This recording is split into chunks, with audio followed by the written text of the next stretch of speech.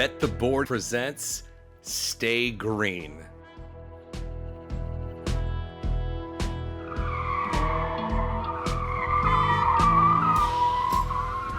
Stay Green is your first stop for all the metrics, matchups, and money-making opportunities at the track each race week.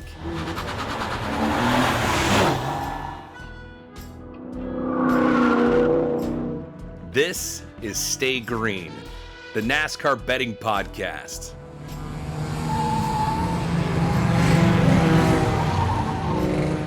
Here are your hosts, Todd Fuhrman and racing analyst Chris Werme. Welcome into the Stay Green podcast, part of the Bet the Board podcast network. Short track season, at least for the time being, in the rear view, and we head back to a 1.5 mile track this weekend for a race synonymous with playoff.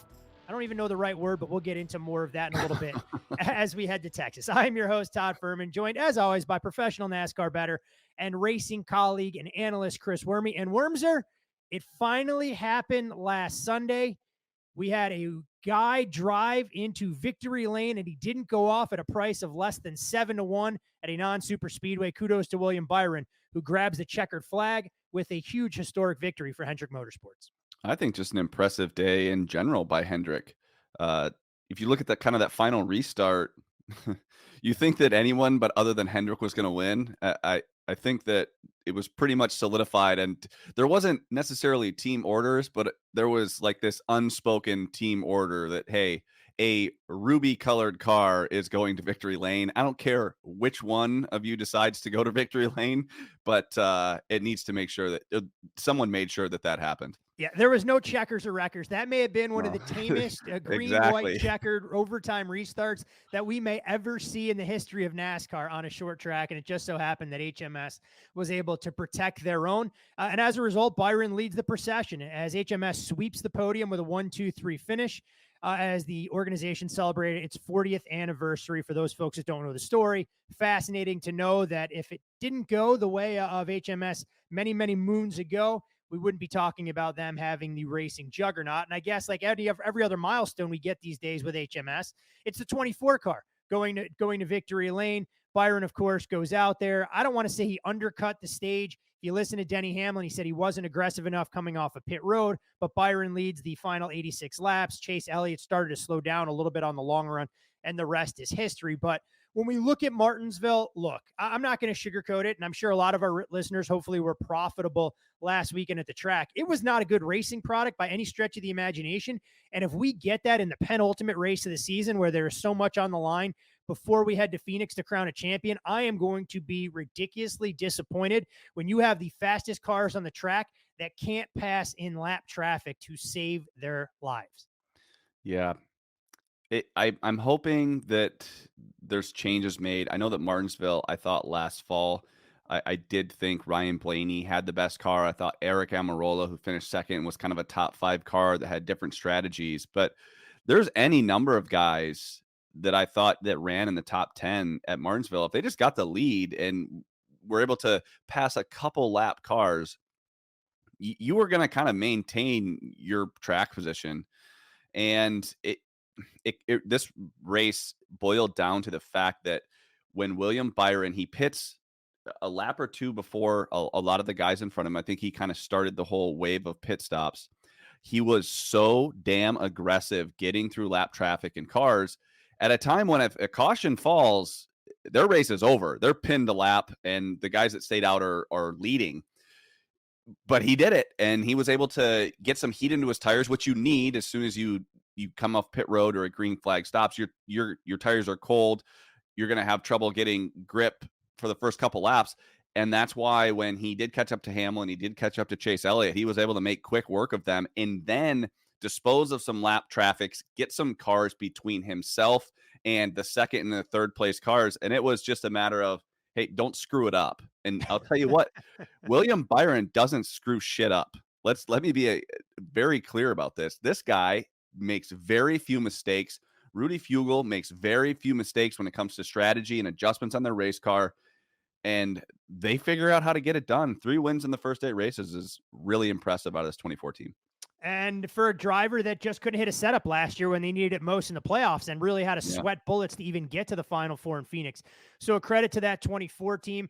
I think it goes without saying that one of the more impressive runs of the day, well, actually two of them that stood out to me, Bubba Wallace got his track position with a great qualifying run and was able to maintain it all day long, came home with a top 5 car, arguably top 3 if things break the right way. And then Ryan Blaney, one of the only drivers through a variety of strategy plays and overall speed, drove himself through the field. We highlighted Ryan Blaney as a guy who loves going to Martinsville, and you can understand why when you look at a 12 car that seemed to be an afterthought through the first 150, 200 laps, gets back into the mix and goes out there and puts together a pretty impressive day. But for the most part, uneventful, late. I think that's always good when you're a better and you handicap the track correctly. Unfortunately for us, Bubba Wallace a little bit too good.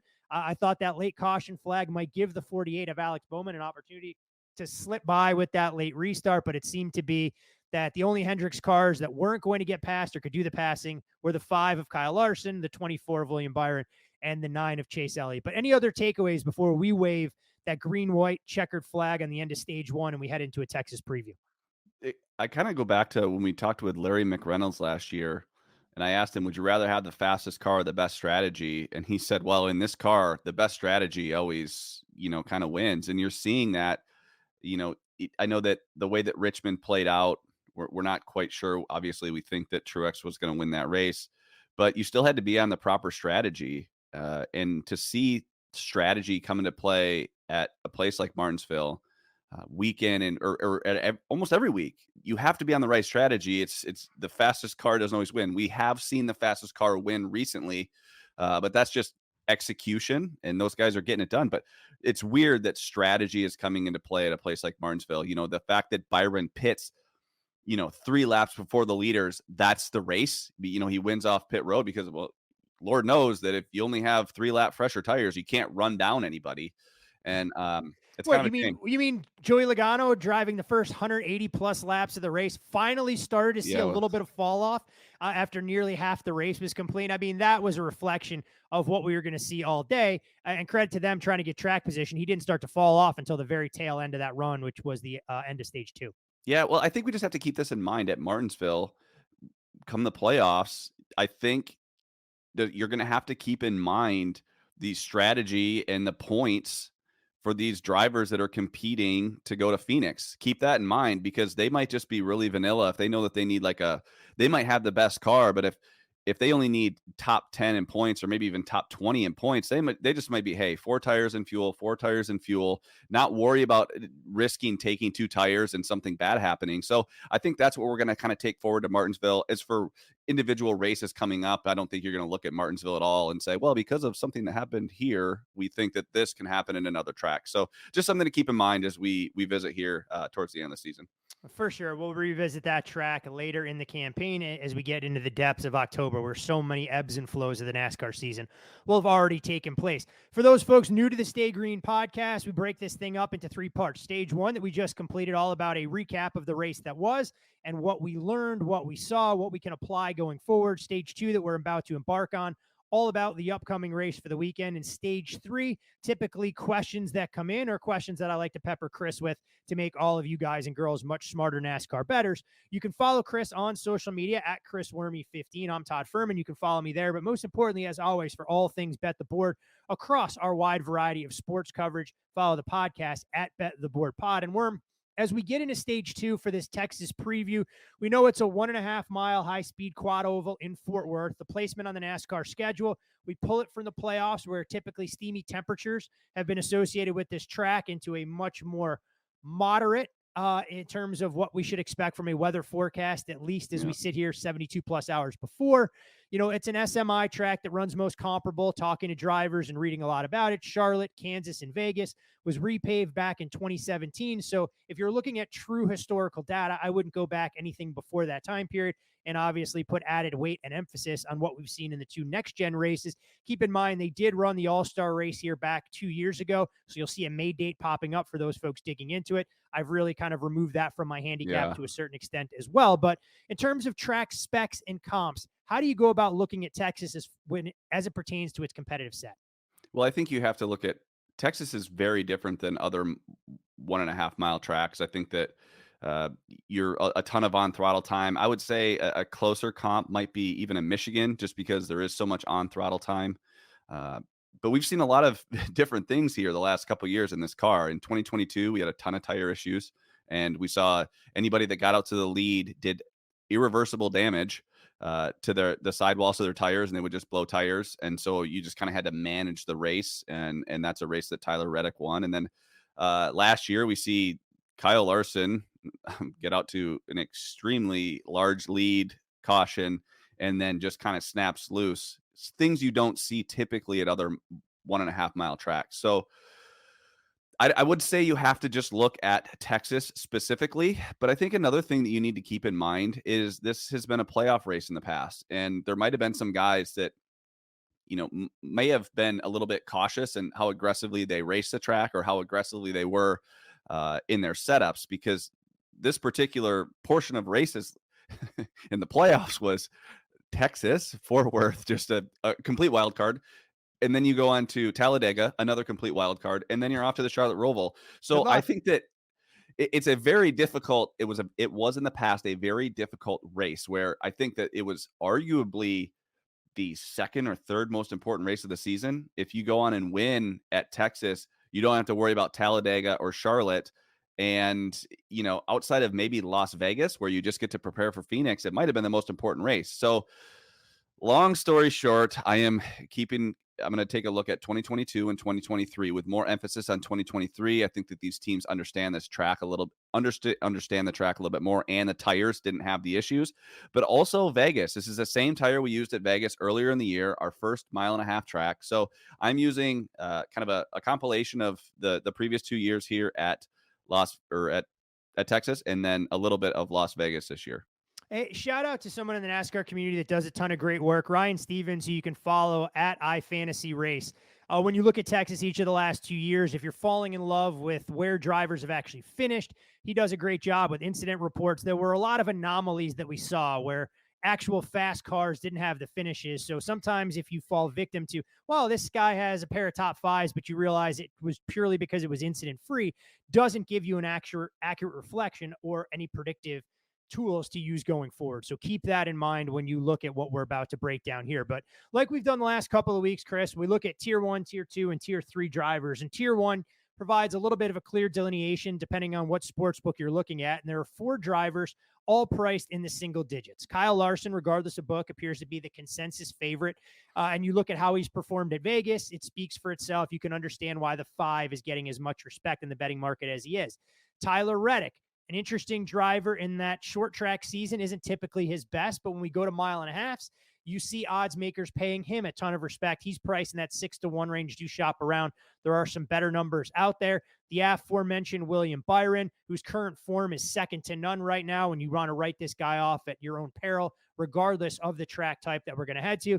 And of course, Mr. Denny Hamlin himself, who interestingly enough this season has one of the best intermediate, or I should say over the last couple of years, one of the best intermediate finishes. But at the same time, it seems to be boom or bust. The 11 much better than his 11th place finish last week, but he has not been a model of consistency when it comes to getting top 5s or top 3s unless he is going to win the race. So when you look at those 4 drivers and the way they're being priced, look, we don't have to spend a ton of time on Kyle Larson. We know he's a threat to win the race, but you're not going to back him at this price. You're more than happy to see him unload, sit on the pole, and bet him at plus 350. But the other 3 drivers in Reddick, Byron, and Hamlin, just want to get your quick thoughts there.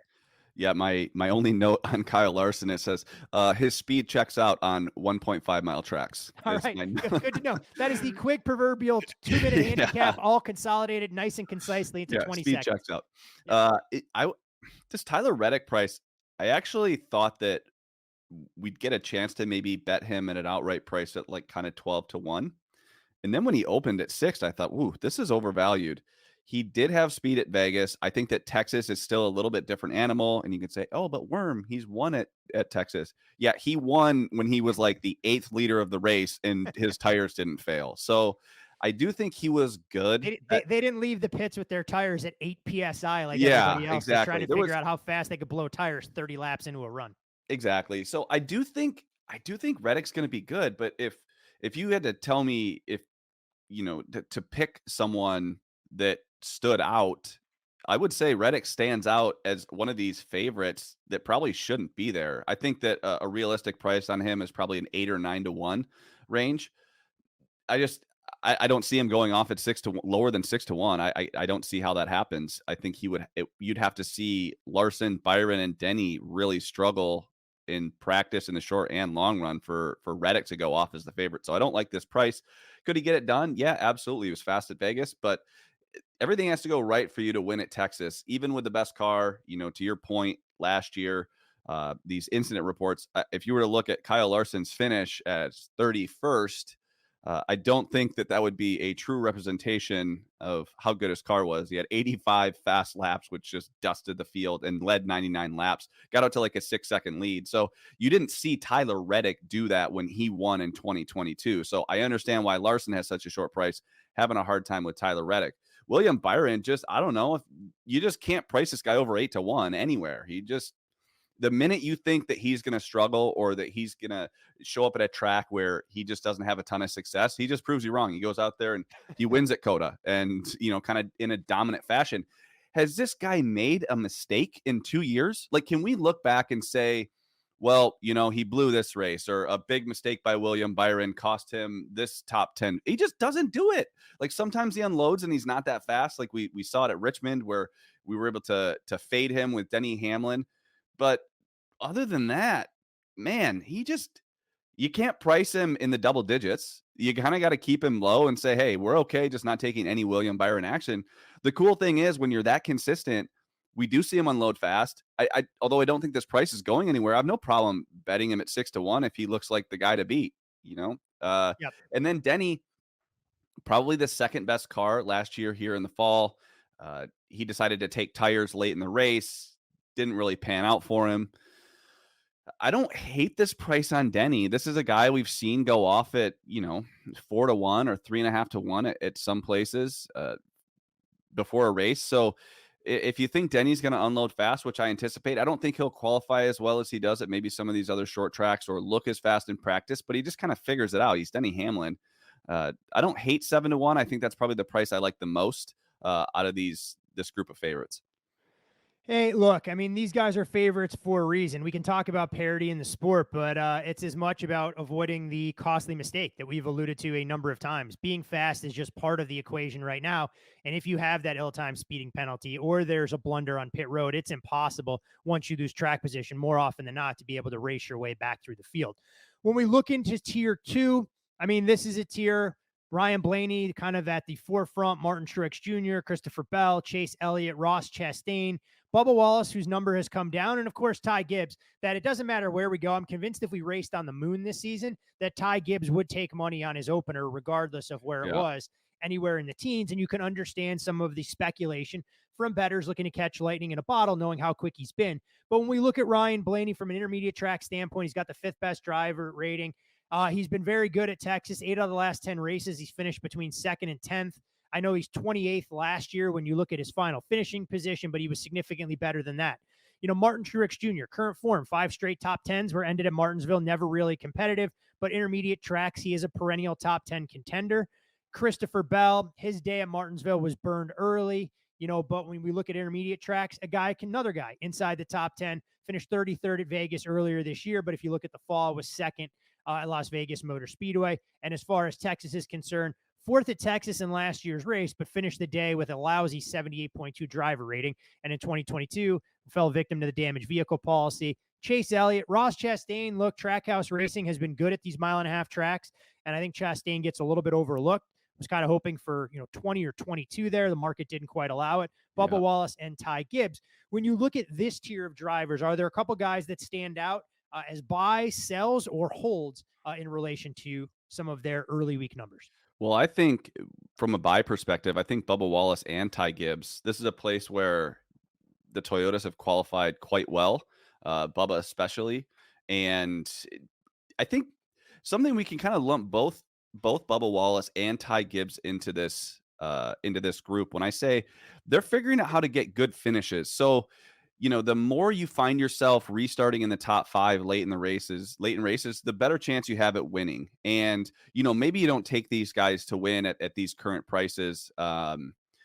I still like them both. I actually still would endorse either one of those guys as a decent win price. But one thing that they're doing is I think Bubba is kind of realizing that he should just race in the top 5 every week. We've seen him at places where he struggled, like a Richmond, like a Martinsville, maybe less at Martinsville than Richmond, but he's getting solid finishes, and he's kind of taking what the track gives him, and he's not trying to win the race on lap 200 of a 400 lap race.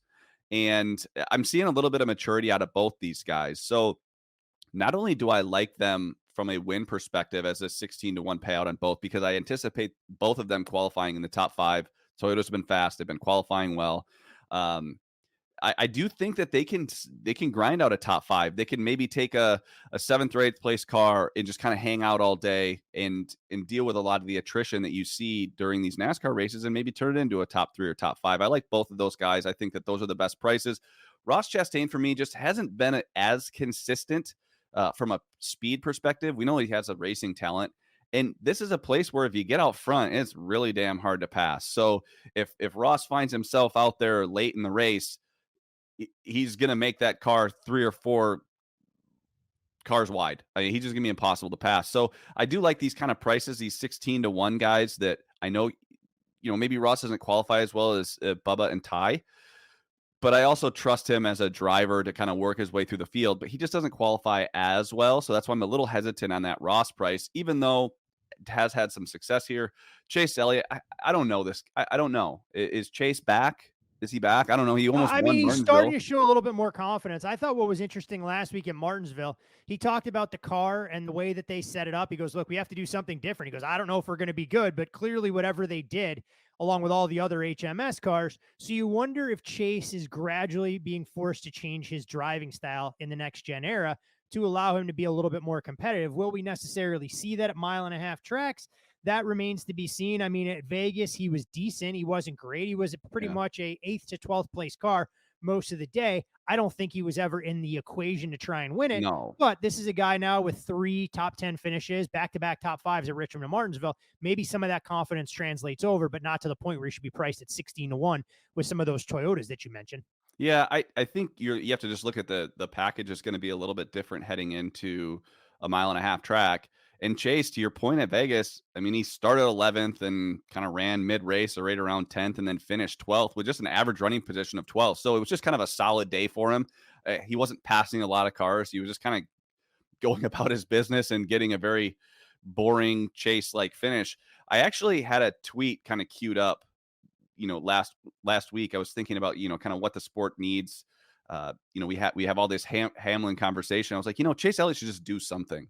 Like, I don't care if it's flip somebody off during the race, if it's wreck somebody or get wrecked or go out there and win a pole. Like, go do something. The sport needs Chase Elliott to do something.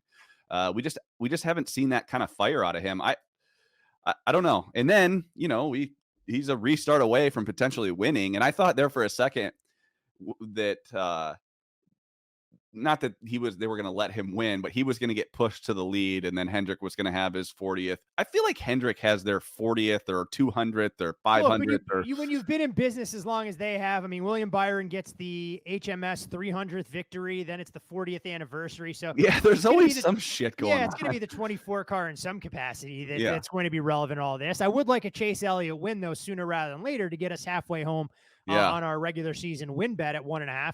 Be nice to have William Byron over 2.5 and have that comfortably in the bank by April 10th as we sit here and record now. But alas, that's not the case. So it is what it is.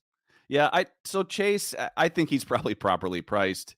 We even saw, I mean, what did he reopen 10 or 12-1 after a pretty good practice and qualifying for him at Martinsville. So I can't see his price getting in like below 8-1. He'd have to look so fast for that to happen. So I don't think there's any reason to jump on them. Now, Chris Bell is intriguing because he's been so fast, but short track package, he was the fastest at some of those. So did not see the same speed out of him at Las Vegas. He's the opposite, by the way, of William Byron. He has fast cars every week, and it's just a question of how Chris Bell is going to shoot himself in the foot or where there'll be a mechanical failure in some capacity. Yeah, and when I thought he was going to be actually pretty good last week at Martinsville. but that just could be, the way that he looks all the time in that short track package, which is we're not going to see this week. But again, he's another guy that if he puts it on the pole and looks strong, 7.5, 8-1 is definitely doable for Chris Bell. Same with Martin Truex Jr. Really hard to put my finger on this guy as far as this year's concerned. Is he going to be fast or slow? He ran pretty well at Vegas.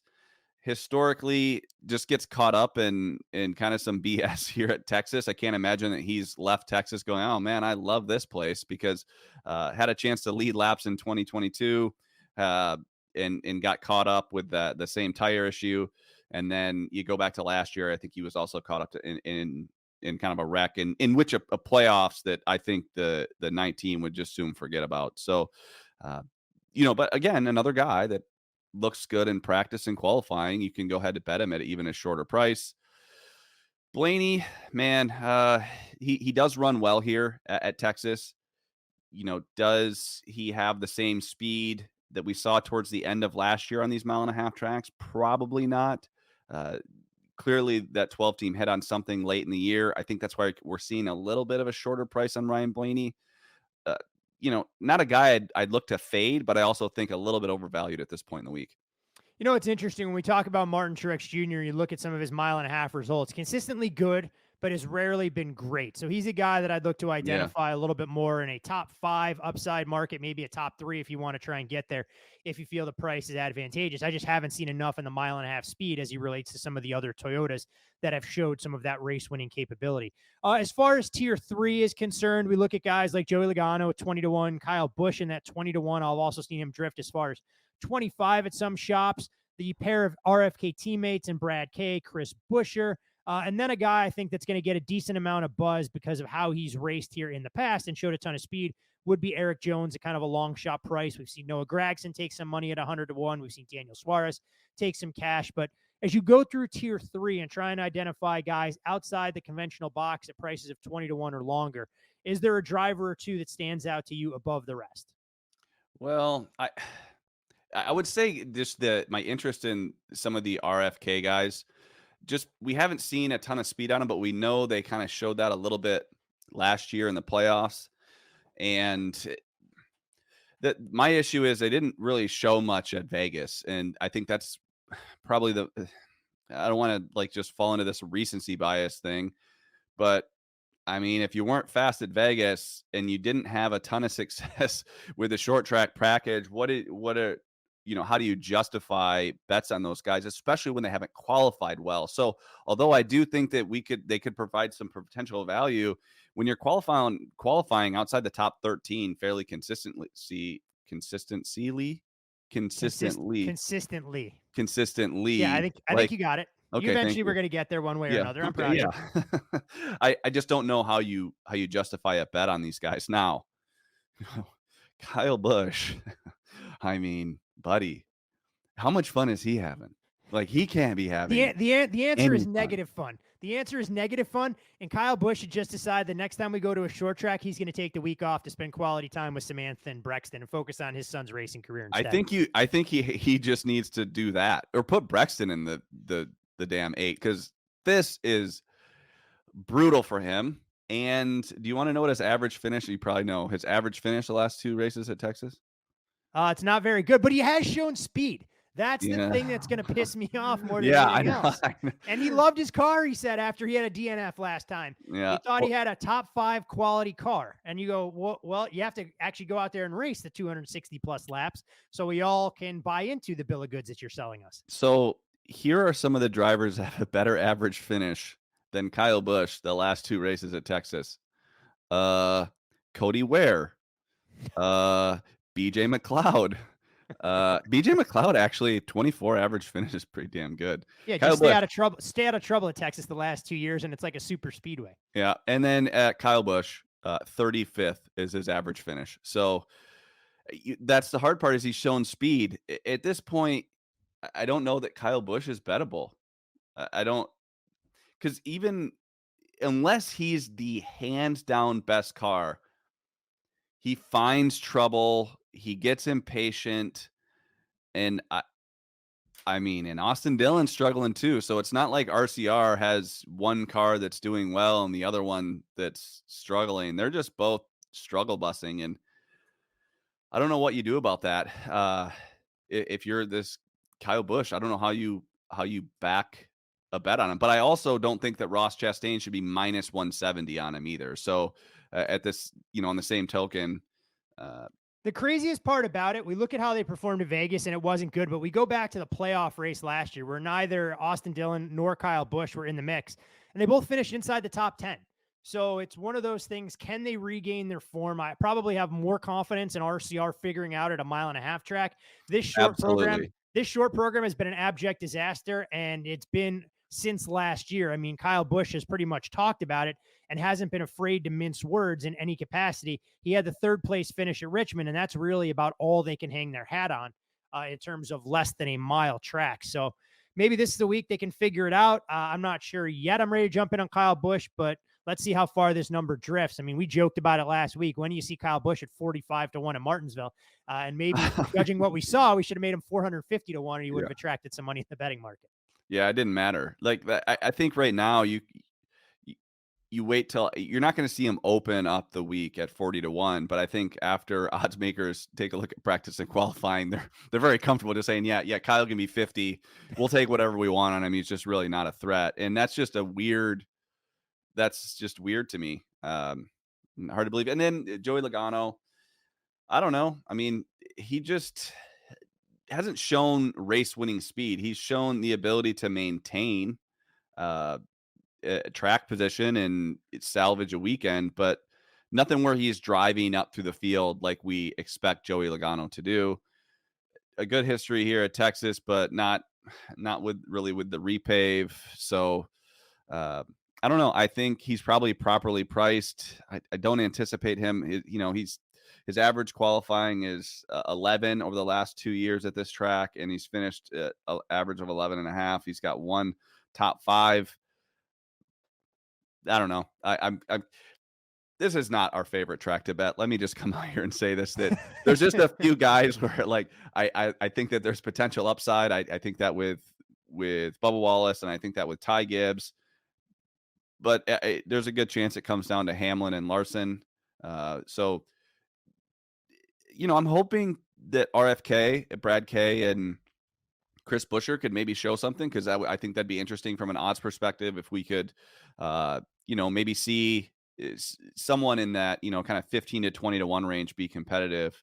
But at this point, I still think the only value kind of lies in Ty Gibbs and Bubba Wallace.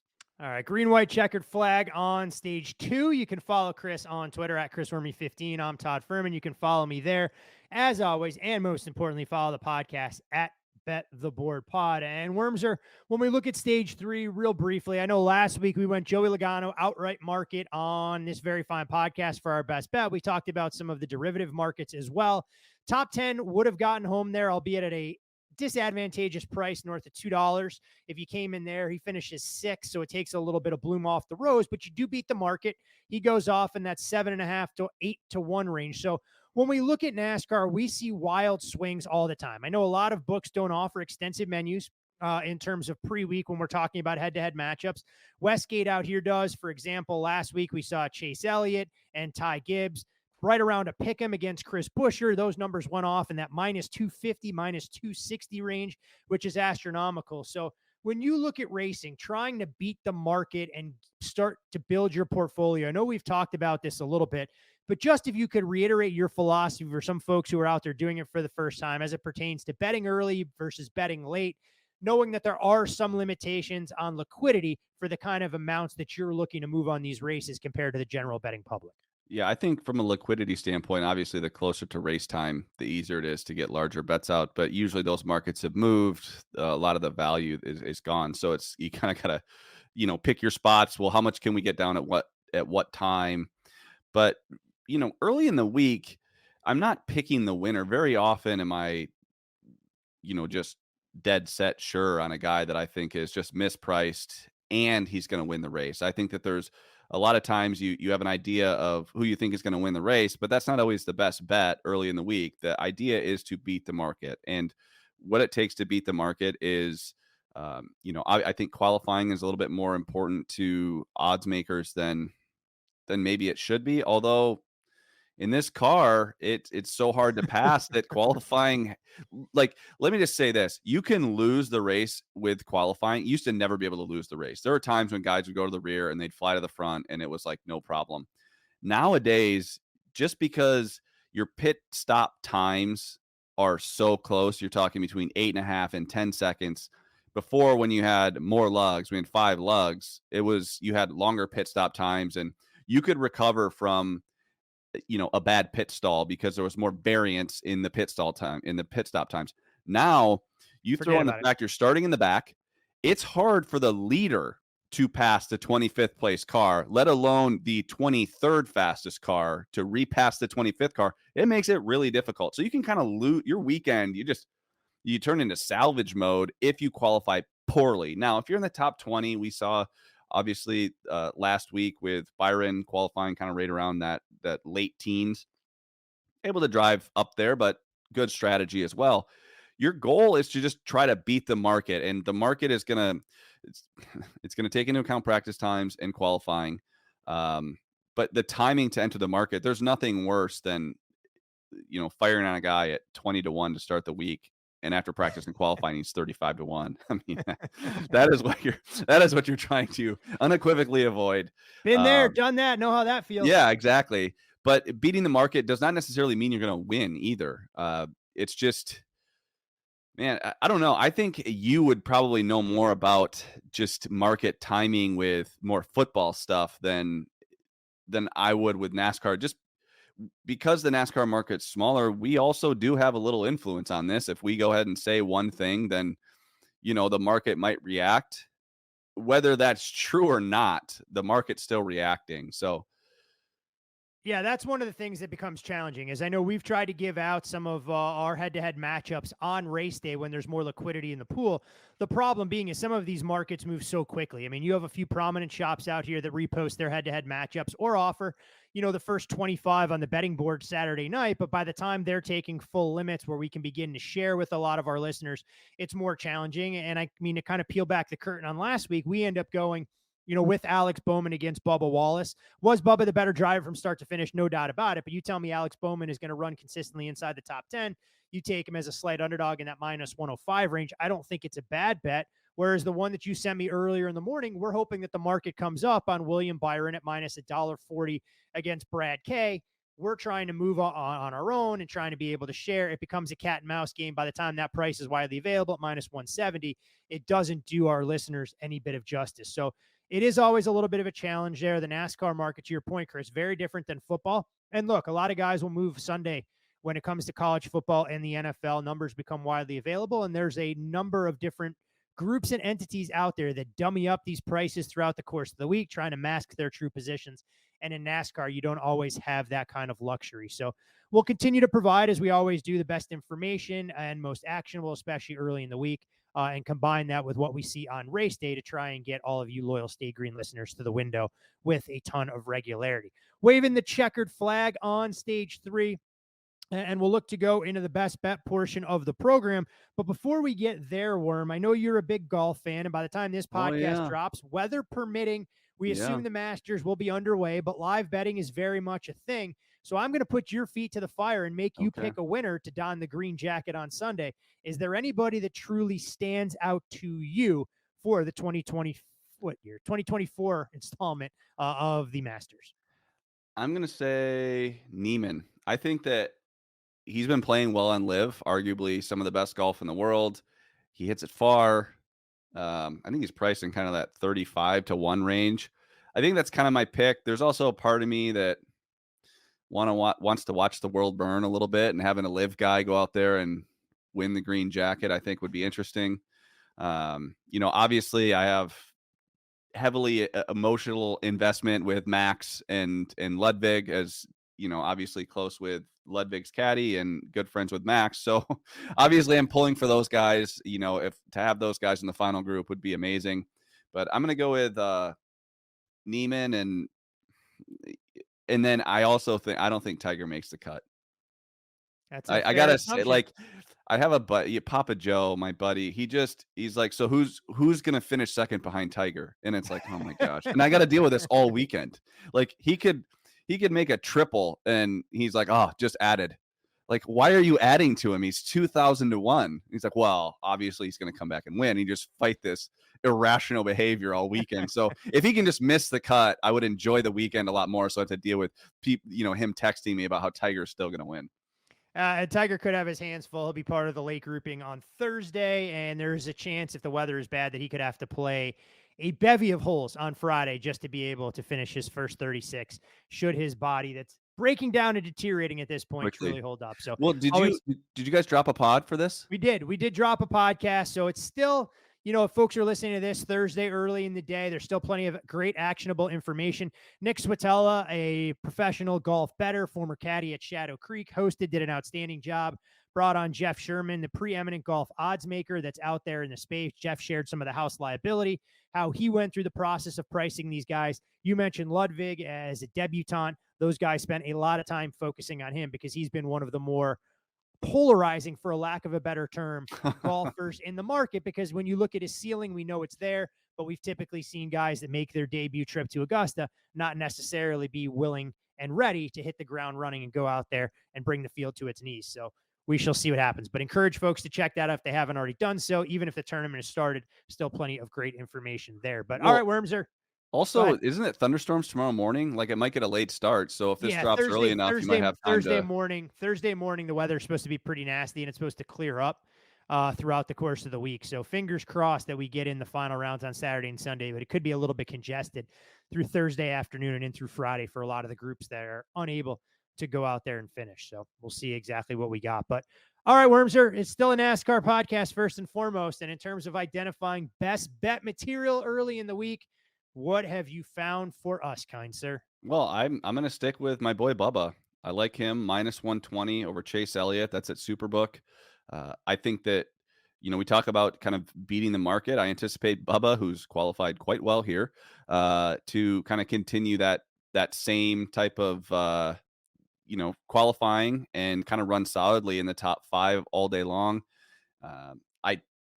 Chase, just to me, even though maybe he has a little bit of momentum, I don't think he has top 5 speed. I haven't really seen him do anything on track that warrants him to be even money against a guy like Bubba Wallace. So I'm going to go with Bubba Wallace -120 over Chase Elliott. All right, let's see. The 23 car, is he poised to get it all the way to victory lane this week at Texas? I think he's got a good chance. I think this is shown a lot of speed at 1.5 mile tracks, and if he can keep himself out of trouble, there's no reason to believe he won't be there. The other good thing about Bubba, as to his credit, he has really been adept at qualifying well and getting himself an opportunity, get a good pit stall and start up front rather than trying to race through the field. And to quote Daniel Suarez, if you're racing back with the squirrels, you're going to get your nuts broken from time to time, and more or less paraphrasing. When did he say that? Bubba's been able to avoid that. I'm pretty sure that was Daniel Suarez that said that. I may have to go check and see that. Racing to the squirrels, you're going to get your nuts busted. Yeah. So I'm going to start saying that anytime someone loses track position, it's like, they're going to get their nuts busted. I have to go back and properly attribute that quote. It doesn't happen as much in the Cup Series as what we see in the Xfinity Series. Just ask AJ Allmendinger how things worked out for him when he was rapidly picking cars off in the Xfinity race and then got collected in a big wreck. But I digress. Different discussion for a different day. But all right, my good man, I think we've done enough damage for Texas. I know you are extremely excited that if Texas isn't really all that bettable in terms of having a high volume card, next week at Talladega probably won't offer that much more upside, to say the least. So that may be a little bit more a bridge. We're working on landing a guest to talk about the state of NASCAR in general. Should have a big guest lined up in 2 short weeks before we head to Dover. So as always, big things on the horizon around the Stay Green home offices. But most importantly, best of luck with all of your investments this week as we head to Fort Worth, Texas, in front of Big Haas, the largest jumbotron in the sport, or at least it used to be. I'm not sure if that's still the case. For Chris Werme, I'm Todd Fuhrman. Hopefully with a Bubba Wallace over Chase Elliott ticket in hand, we'll see you at the window. We hope you enjoyed listening to this episode of Bet the Board. Make sure you follow Todd and Payne on X. Todd is at Todd Fuhrman. That's TODDFUHRMAN. And Payne is at Payne Insider. That's PAYNEINSIDER. Don't forget, our weekly newsletter comes with an additional best bet. Have that delivered to your inbox by clicking the link atop the podcast show notes. And most importantly, subscribe and download Bet the Board. We're on Apple, Spotify, Amazon Wondery, YouTube, Google Podcasts, and all your other major platforms.